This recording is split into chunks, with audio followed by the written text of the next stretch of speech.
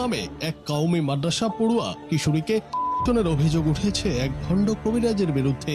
জিন ভর করেছে এমন মিথ্যে অজুহাতে পরিবারের সরলতার সুযোগ নিয়ে কিশোরীর উপর নির্যাতন চালায় কথিত এই কবিরাজ।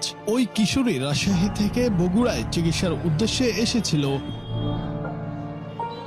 পরিবারের ভাষ্য অনুযায়ী বেশ কিছুদিন ধরে মাথা ব্যথায় ভুগছিল ওই কিশোরী। তার মাদ্রাসা শিক্ষক বাবা গত ৩ মে রোববার তাকে নিয়ে আসেন বগুড়ার নামাজগড়ের আশিফা দাওয়াতখানায়। অভিযোগ, জিন ভর করেছে এমন দাবি করে পরিবারের সদস্যদের বাইরে পাঠিয়ে দেয় কবিরাজ রেজাউল করিম।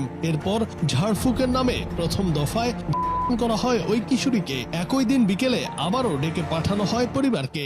১৬,৫০০ টাকা নেওয়ার পর চিকিৎসার বাহানায় দ্বিতীয় দফায় আবারও করা হয়। পরবর্তীতে কান্নায় ভেঙে পড়ে কিশোরী। বাবার জিজ্ঞাসাবাদে বেরিয়ে আসে ভয়াবহ সেই ঘটনার বর্ণনা। মঙ্গলবার ভুক্তভোগীর বাবা বাদী হয়ে বগুড়া সদর থানায় মামলা দায়ের করেন।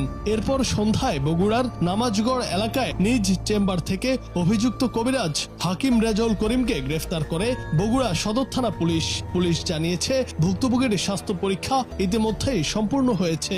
মোহাম্মদ আলী নামে একজন ব্যক্তি থানায় এসিয়া অভিযোগ করেন যে তার নাবালিকা মেয়ে মাথা যন্ত্রণায় দীর্ঘদিন ভুগছিল।